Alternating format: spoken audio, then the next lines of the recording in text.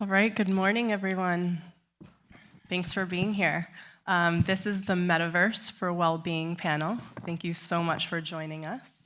My name is Daniela Alpert Santangelo. I am the co-founder of Motherland and partner of Mission Impact. And we're all here today really to talk about the global action required to educate the world about the power of the blockchain, raising awareness for a more transparent and ethical world.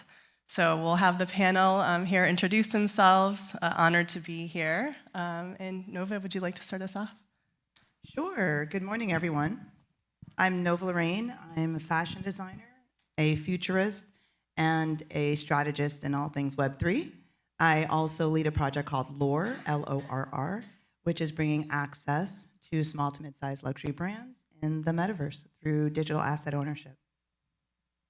So cool, and you have a great hat game, by the way. Awesome. Likewise.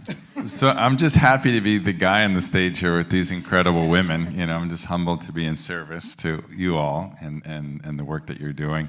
My name is Tony Cho, and I'm the founder of a platform called The Future of Cities, which aims to impact the lives of 1 billion people through innovation in the built environment. I'm a Florida local, and most of my work has been at the intersection of building community, urban revitalization, art, culture, innovation, and technology. And most recently have been working on kind of how do we, co-create inclusive, equitable communities, particularly in underserved communities, leveraging technologies like blockchain and Web3 to create equity, using these new models of ownership and new approaches to participatory co-design. I was one of the pioneers of the Wynwood Arts District, the founder of Magic City Innovation District, and co-founder of Chosen Retreat here in Central Florida. So it's a pleasure to be with all of you. Thank you. Hi, my name is Janna. Thank you. It's an honor to be with you all here. Thank you. Thank you so much for coming. I am a co-founder of Mission Impact. We are unlocking economic opportunities for women in emerging technologies. We do it by educating women and connecting women with future jobs and capital in this new space. I'm also a co-publisher of Women of the Future book that we will launch today at 3 p.m. at the main stage. So super honored and excited to be here today with you all. Thank you so much. So as we move into some of the discussion here, I wanted to talk about the new opportunities in Web3. As we know, the opportunities are endless. But how can we ensure that we're baking some ethics in from the start? We can just do this popcorn style, so whoever wants to take. I guess I'm the first popcorn kernel. Pop. I love that question. My origin story actually started off in clinical psychology. I was pursuing my PhD, had an epiphany that I was going to help people through my love of fashion, so I finished up with my master's and went on to fashion design. And this is a conversation that I have a lot in circles. I work a lot with founders and entrepreneurs and creators, and where they're keeping ethics and mindfulness, which is, I think, even a bigger word, in mind when they're building, not after the fact. So for me, it's starting the conversation, challenging founders and creators. How are you creating something that's going to be safer, more equitable, give access, that's going to be able to be received, and where you can take advantage of the opportunity more easily? I mean, we have barriers such as just the semantics around the language of Web3. We have barriers around the technology, learning how to mint, for example, if you guys ever went through that the first time or the second or the third time. And then we have barriers in terms of cost, and so there are a lot of people who want to be involved and have that intention of wanting to create something more positive and more impactful, but they don't even know where to go. So even just saying, as that creator or founder and builder, what is the gateway that you're providing, even for someone to participate in your project? Are you even offering that? So I think it's just looking at the little things that can be done, starting the conversation, keeping it at the forefront as you build forward, as opposed to an afterthought that's we're seeing happening now, decades later, after Web 2 was brought to the forefront. I love that. I think more of the proactive approach is absolutely necessary, minimizing any technical debt that you might have later for that. Janna, Tony, do you want to add to that? Yeah, I want to continue on the value-adding aspect here. Like if we connect Web 1 connecting us to information, Web 2 connecting us to each other, Web 3, I think that is the future of the Internet of value. How can we all bring value and also get value of that new space that we are creating? And we need to ensure that it is a diverse representation that is actually building the future, creating the value, getting the value out of the web that we are. And like according to the World Economic Forum, 1 billion jobs will be transformed by technology. It is a huge wave. It's coming anyway. So I encourage women and everybody around the world just like not be afraid of the technology, because it will affect our jobs in so many different levels. We don't need to go into deep tech. We don't need to understand the technical parts of it necessarily, but it will affect our future. And if we just understand it and not be afraid of it, and then make sure that we're all building it together. So that is something how we could start with. Yeah, all great points. And I think, what we need is a cultural revolution. What we need is to bring along everybody. And I think one of the challenges of Web3 and technology in general is that it's obtuse for a lot of people and inaccessible. There are still 1 billion people without access to the internet. And so if we want to be inclusive, if we want to be truly participatory, we need to make things much easier pathways for people to understand. And I think it's the same analogy kind of in the sustainable building movement or the green building movement or, decarbonization. We've got to make it sexy. And how do you make it sexy? It's the artists, it's the creatives, it's the innovators. And I think that is really kind of what, we're hoping to do, is really empower underserved communities, give them education, get them set up on wallets, but don't get too deep into kind of all the technicalities of Web3 and blockchain. And, the whole philosophy behind this whole industry is about decentralization and self-sovereignty and self-governance and all of the things that we believe in. And yet, we need to prototype these potential outcomes because we don't know. And particularly large groups of uninformed decision makers can be very dangerous too. So, and I think that, and there's not a lot of regulatory controls, and we've seen this with the fallout of crypto in particular. And I don't know if you've noticed just even the energy during Art Basel this year versus last year. And I think Web3 needs to really separate itself from a lot of the undesirable I got distracted by whatever that background noise is. Somebody's communicating from the cosmos. On at AM Technologies. I think we have invaders. About me, my infrastructure and how does that link up? Because this is also online as well, right? Yeah. So hopefully, anyway.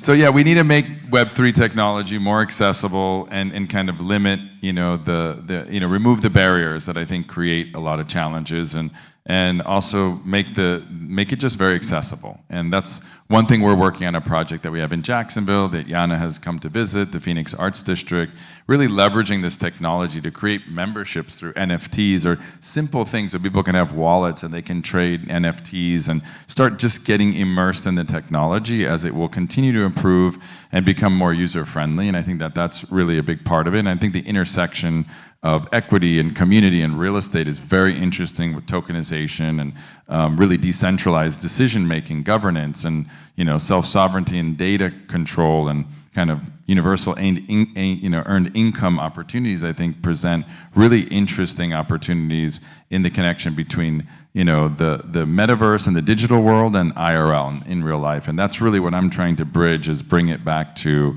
kind of the IRL application of Web3. How do we experience it in the real world? How does it benefit us? And how is it a companion and a tool to accomplish, our mission in life as a civilization? Just add one quick thing to that, and I think that was awesome, and I love the value comments as well. I mean, equity in education, we know, is like at the forefront, and there's a lot of things that are being done to help bring that. But going back to access, as you were mentioning, reaching across our silos, bringing in practitioners and academicians that have studied ethics, that have studied mindfulness, and bring them to the table to have the conversation and ask those challenging questions to the builders and creators. Have you thought about this? Have you thought about that? So they can bake in those solutions from the onset. So I think, yes, it's one thing for us to have these conversations together within this community, but then also reaching across the aisle. And that's another way of providing access, opening that doorway for others that may not even know how they can be a participant. And then also, creating a more well-rounded perspective as we build forward. Oh, I love that, and I think, it's a beautiful part of the adoption phase that we're currently at, where it's abstract enough that we can be incredibly creative, but we also have to ensure that the accessibility is there for all different segments. So wanted to talk a little bit further on, empowering people to create the sustainable and lasting impact as it relates to tokenomics and royalties. So we're kind of moving away from this pay-to-play approach to more of a share-to-earn approach. Would love to hear some examples on how that looks in your world and in your projects. Well, it's been an honor to witness Tony's work, like strengthening the community ownership using Web3 technologies and technologies in the Future of Cities project in Jacksonville that you are now building. And there are so many great examples, like Sevala building an NFT marketplace for good. Athermis, they're actually featured in the Women of the Future book as well. A rainforest project, NFTs for good. You have this Tamagotchi of like how your plant is actually, how well it's going, and you can feed it and make an impact with that one. But today I want to shine a light on a Finnish project called the Happy Finns, because today actually happened to be, and this is very timely because today is the Independence Day of Finland. We are celebrating 105 years of independence, and everybody. I happen to be the chapter president of VRARA Finland as well, so everybody online who's there, I think you're celebrating already, but just wanted to acknowledge that. It is a very special and meaningful day for us all, and grateful to do these cross collaborations with Miami and all the way from Helsinki. However, there's this great and super fun NFT project called the Happy Finns, which is shining a light on the fact that Finland is in the 5th year of role, the happiest country on earth. I don't know how that's actually possible, because we're not the jolliest people, as you know, but still we are the happiest people. And I think it's just like, because we are so grounded, connected to the nature, so grateful of the small things we have in life and the nature and the freedom that we are celebrating today. And Happy Finns is shining a light on that and unlocking your happiness as fun NFTs and arts and community events and gatherings we do together. So this is just like fun examples how you can use Web3 in real world and have a little fun on the way as well. It doesn't have to be too serious all the time. Yeah, congratulations to Finland. Thank you. I have a special soft spot in my heart for the Finns. We had like the sauna especially. Yeah, the sauna, yeah, I'm a big fan of the saunas for sure. We created quite a stir in Davos, in the World Economic Forum last year with the sauna gathering. But yeah, I mean, I was in the Helsinki airport. Unfortunately, I haven't spent any more time there, but awesome airport and excited to go back. So I think, one of the applications that I'm working on is real estate is a slow-moving engine, regulatory issues, approvals, community alignment, which in my world with the work I'm doing with regenerative placemaking, which I'll come back to as a framework for sustainable development as a model, really requires deep listening and understanding and working with the community collaboratively.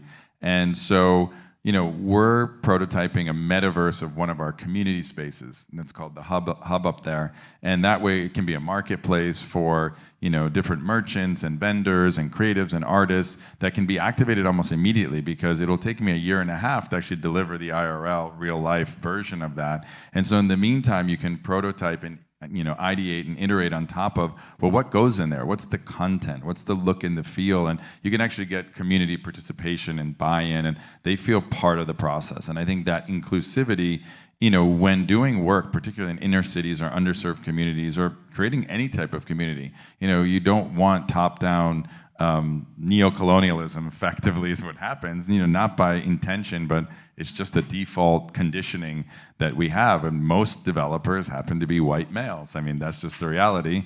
And so empowering the local community, giving them the tools, technological, financial literacy, basic understanding of these things, I think is super helpful. So we're using the metaverse to try to prototype spaces quickly, digital twins in cities as well, because then you can integrate, all of your metrics around, energy and and carbon capturing, activities and CO2 emissions and indoor air quality and water, and all of the food and all the metrics that you're trying to track. For us, we're trying to increase home ownership among the most vulnerable. We're trying to increase affordable housing and not have it gentrified and go the other way. So we have very specific metrics that we want. And then really leveraging kind of the tokenomic strategy around creating more ownership, actual ownership for that community that's been there based on time in the neighborhood or demographics, or what are your goals that you're trying, or more women or more minorities participating in this, and grants for artists and grants for innovators, accelerator programs, education. And so we believe that it's a combination theory of, old approaches and strategies like nonprofit initiatives and grants and all kinds of alternative funding that could be available with community agencies and foundations. But we also believe that there's a world of opportunity in this innovative kind of fintech world that can help us finance real estate in a more equitable way and include more people in the process, which ultimately I think results in a better outcome for the community and for the neighborhood. Love that. And I have close ties to Finland as well. Everyone's like, oh, within.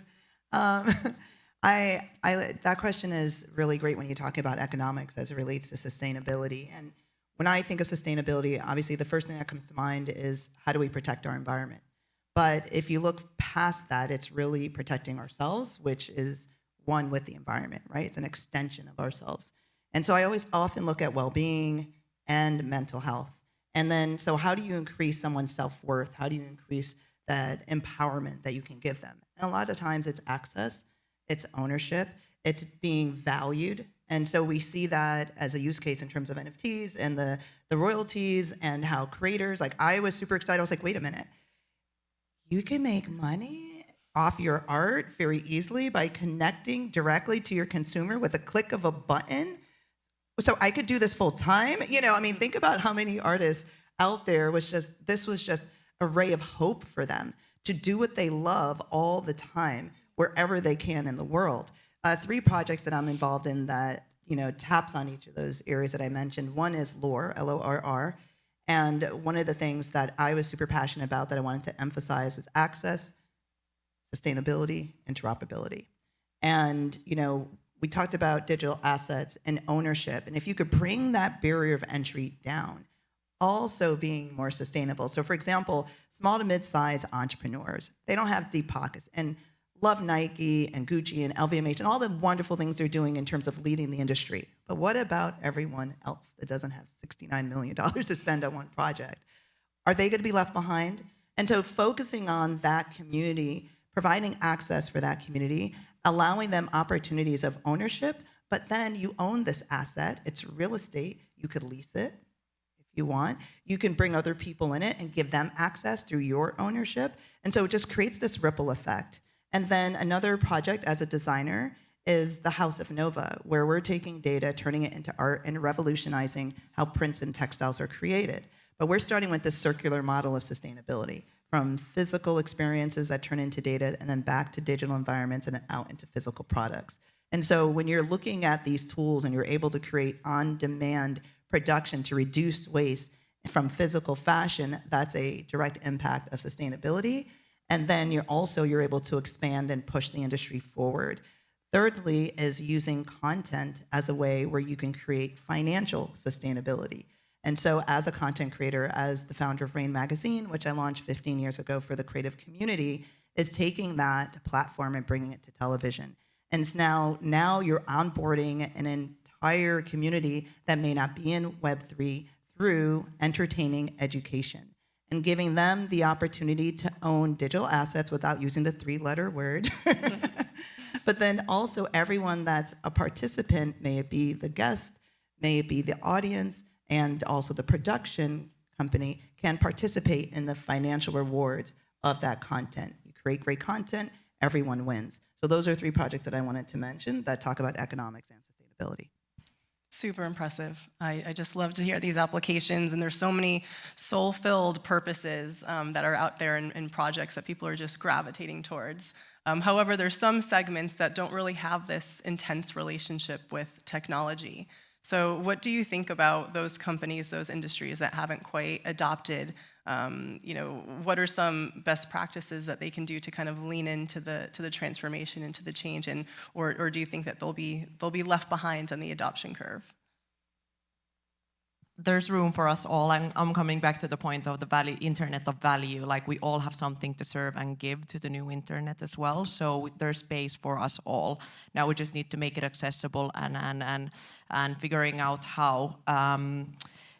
A great example, one part of our Mission Impact Leadership Program, we had women from around the world, 21 countries, 50 change makers in our program, and the impact what happened after this was basically, well, one story is that a nurse founded a DAO called the Huddle DAO, and now they are connecting with nurses from around the world using Web3 technologies and emerging tech and basically innovating together, connecting together. So these are examples, like, you wouldn't necessarily first thing in mind think that, okay, nurses will be, I don't know, affected by Web3, but in a way they are innovating on this new technology. There is space for us all to be there. So it just, we need to figure out how. And everybody else off, we're using internet daily, and we don't understand how it like, we don't have a deep relationship with internet now or understand the tech part of it, but we're still using and benefiting from it daily. And I see this will happen with Web3 as well. In a way, we don't need to understand it, but we can still benefit from it in many ways.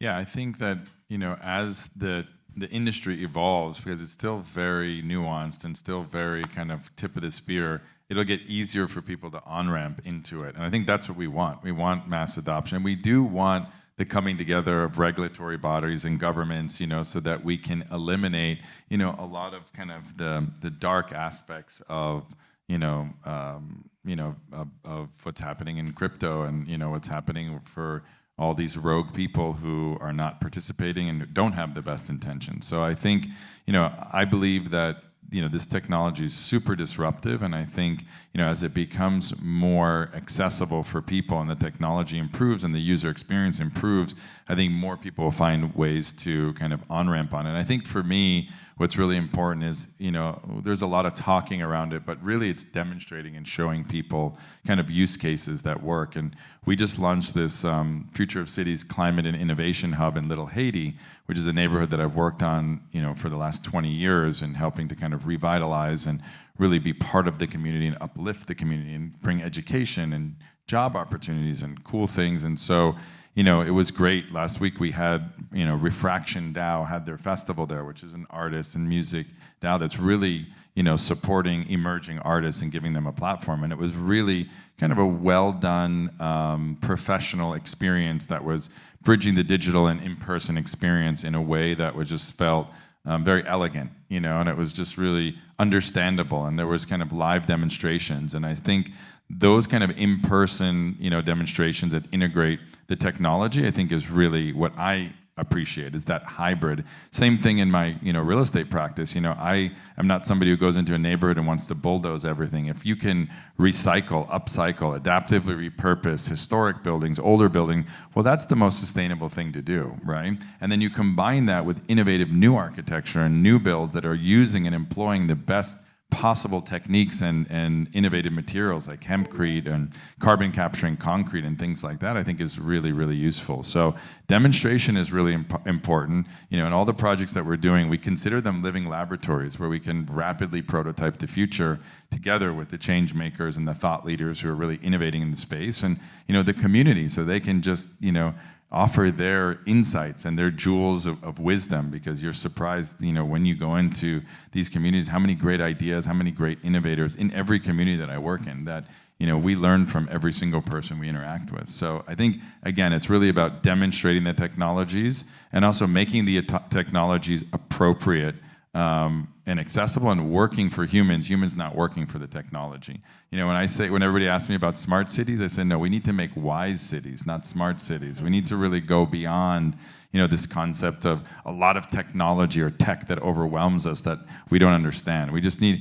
needs to be in the background and be, assisting us. We need to really work on, we're talking about well-being in the metaverse, and the work that, Chopra Foundation is doing with their well-being metaverse concept. I think we need more of that, so that people know that when they go into these digital realms, that there can actually be healing as part of it, that this is an adjunct and an accessory to, in real life living that shouldn't be detrimental to us. And so I think there needs to be discipline around technology, and there really needs integration in a way that's promoting health and well-being and inclusion.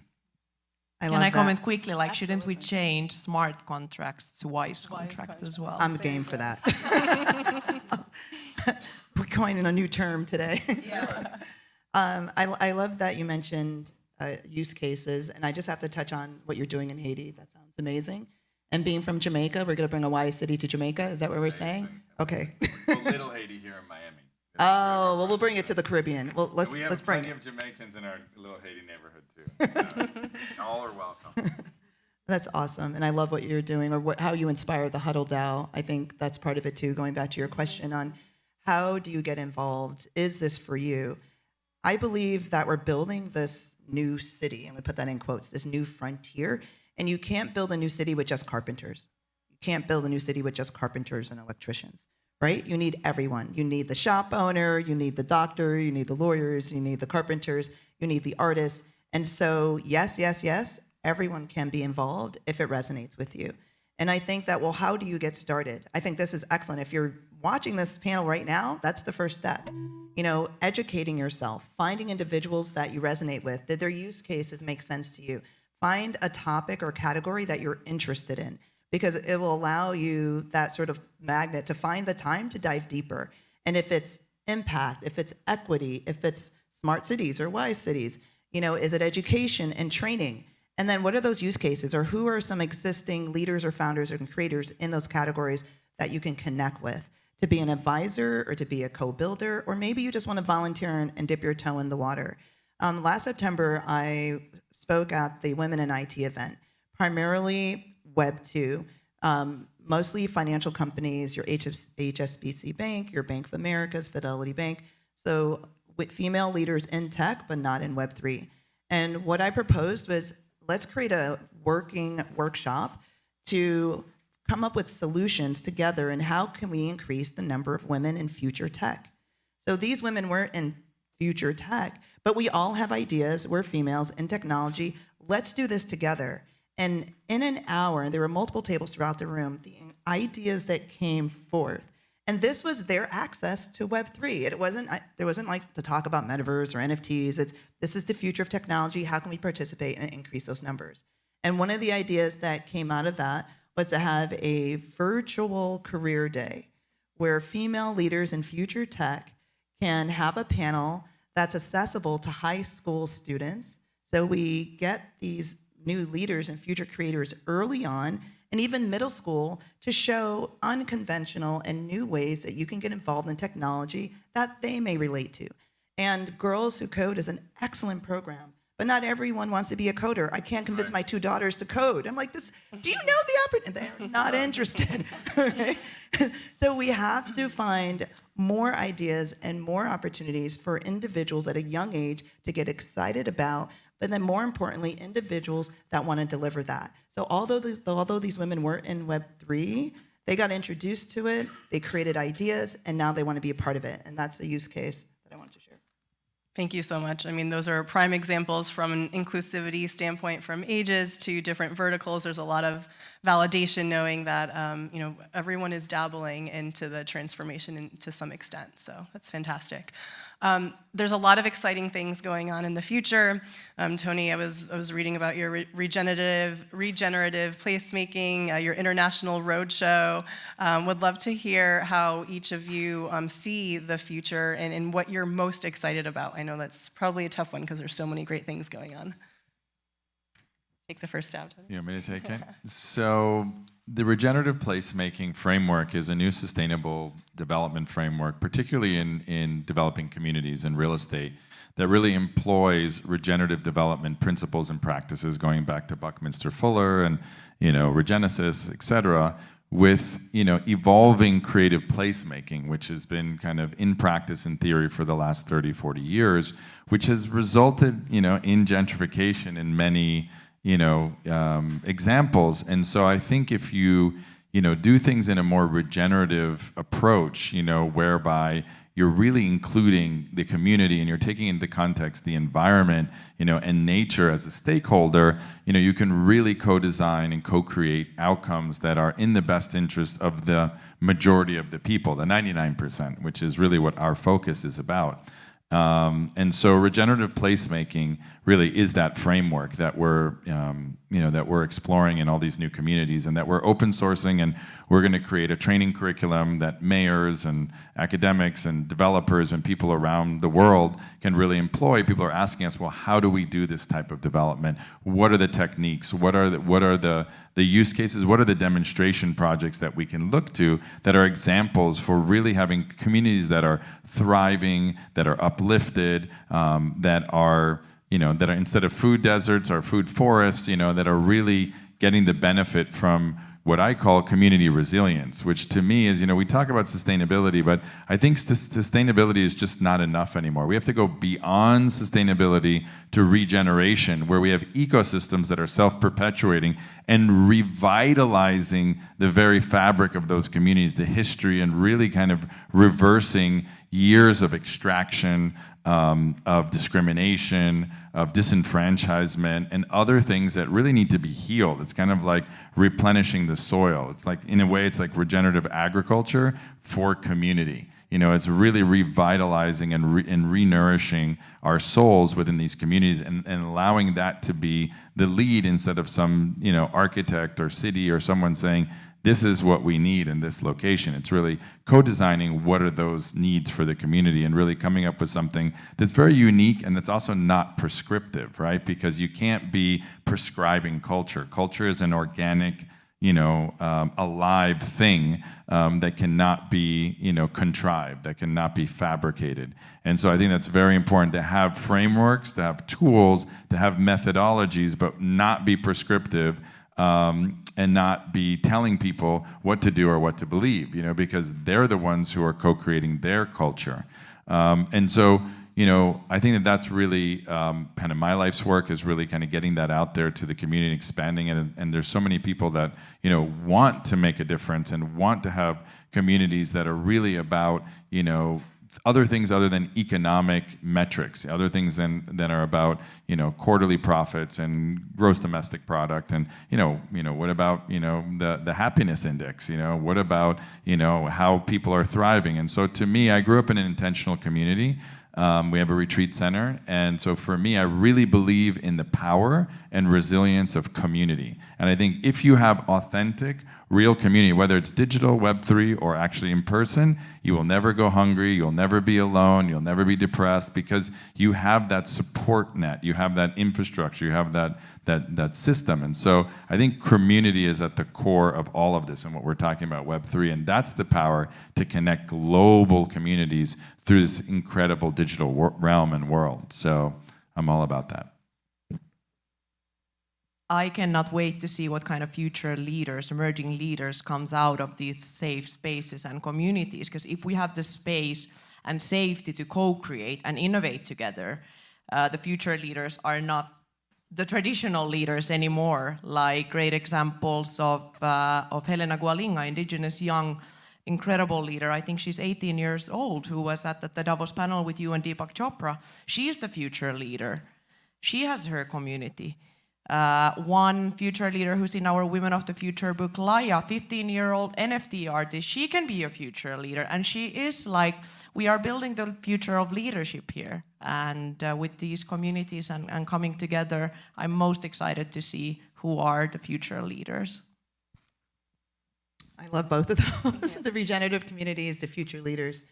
I am excited about the tools as well and what they're going to do. And we're already seeing innovations where I had mentioned earlier about the barriers, the technological barriers, where the interfaces are going to change. So if you are a 15-year-old and you want to have your own NFT, you can just plug in your email and password and upload your JPEGs, and in a few minutes, now you can participate in Web3. And so I'm looking forward to that. I'm also looking forward to artists being able to more easily create, more accessibly create. I was, a student at FIT, the Fashion Institute of Technology in New York. it was extremely expensive to purchase supplies to keep up with my homework assignments. And as a student that's not working, that's very challenging. And so now you have AI tools that can allow you to create concept art, mood boards, storyboards for films or video that you can do. Some are free. And so now this creative individual, may they be 15 or 55, can create from their home in an accessible way and now participate in Web3. I'm also excited about accessible education, mission impact, creating accessible education as a use case where you don't have to spend $250,000 in 4 years to be able to enter into a field that you love, where you're gonna have these more compressed training programs, hands-on, workshop-based programs where you now can enter future tech or learn about tools to apply to your own industry. So I'm also excited about that. AR and how it's going to further advance medicine, where you can be trained through augmented reality. I don't know if this is going to be surgery, but at least some of the smaller tasks, and who knows, maybe surgery soon. But again, advancing mental health, where now you can create sound baths in these digital environments where anyone in the world can access through their browser. So I'm hopeful for a more mindful future. I'm hopeful for a safer internet. We didn't do enough when Web 1 transitioned into Web 2, and we're seeing the repercussions. And so I'm loving this panel and this topic because I can't stress it enough. We need to have these conversations more. Yes, the art is great. Yes, the tech is great, but we need to be talking about ethics, sustainability, mindfulness, healing, regeneration, circularity, and what can each of us do? Because coming together, one little bit, one little step, coming together is going to be powerful for moving that forward. So I am most hopeful for a more positive, fair, equitable, and mindful future and using these tools to bring us there. So beautiful. Thank you for sharing those insights. Yes. Wonderful. Well, we have a couple of minutes remaining. If you have any final remarks, would love to hear. If not, we can also add in kind of organizations who are looking to get involved. What would you give as advice of how they can start making those steps forward? Well, I just want to acknowledge the super important work what we're all doing here. Speaking in panels, writing books, telling stories, being all over on social media, and just talking about it, because that can be that one conversation, that one seed that happened to me and my co-founder Tarja 2 years ago. Like, okay, we need to understand it, we need to get involved with this, and then just like start to learn and educate yourself about it. I think it just like be open. And for organizations, there are great educators out there. There's great free resources out there. Just be mindful about your resources as well. Connect with people, and then also do a real project, a demonstration project. Like really try to understand and create on the technology. I think that will help you. Totally, I totally agree. And what I'm seeing is that there's so much alignment and so many people that really want the same thing now that it's not like you're preaching to the converted anymore. It's like every time I go anywhere now and speaking more and more, and you see this just around the increased investment in sustainability and decarbonization in the last 12 months, last 6 months, last 18 months. There is a massive shift in consciousness. So I would encourage everybody to be courageous, dip your toe in, jump in the water, go ahead and explore.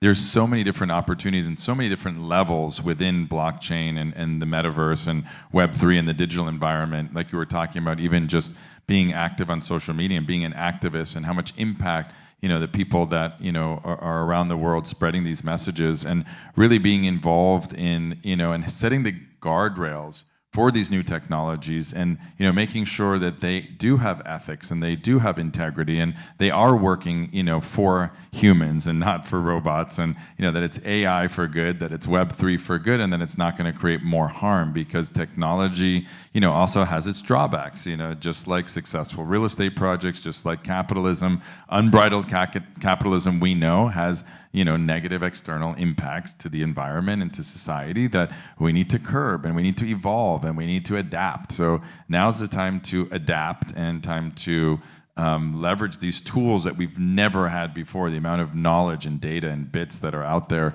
is transformational, and there's so many new emergent technologies that are going to continue to transform our lives. So, and all the information is out there, and let's make it accessible to everybody, and let's uplift everybody and bring everybody into the process, because there's no reason why there should be 1 billion people without clean water, healthy food, a roof over their heads. It's just unacceptable for, you know, a civilization and humans that are so evolved in so many ways, but unevolved in other ways. So we don't have excuses anymore. So I think that now's the time to really, you know, we have all the tools, we have all the technology, we have the resources, we just need to direct them in the right places. I love that. And just to add, I think that it's really important for everyone to know that we're so early. And as you're building, don't build from a place of FOMO, fear of missing out. Like, this is the long game. And this is day 1 of 10,000. And so dip your toe in the water, find someone that you connect with. If it's someone here on the panel, someone in the room, someone locally, you know, look at local entrepreneurship groups, meetup groups, and just have the conversation. Go on LinkedIn or Twitter or your favorite platform. See if there's someone that's educating about the space in a way that resonates with you. And just start there. Reach out, connect, get to know them, ask questions, and then see how you can help them. And just as you mentioned, this space is so wonderful because it is so much about co-creation, collaboration, supporting each other. We rise together. And I think once you get in, you don't want to get out for that reason alone. Yeah. Yes, absolutely. I think really, you know, the Metaverse for well-being lives within each of us. We have an obligation to make sure that we're doing the right thing and coming together as a community to deliver on that. So thank you, Janna, Tony, Nova. Thank you so much for an insightful discussion, and thanks to our audience. You're all. Thank you, you. everyone. Pleasure to be here.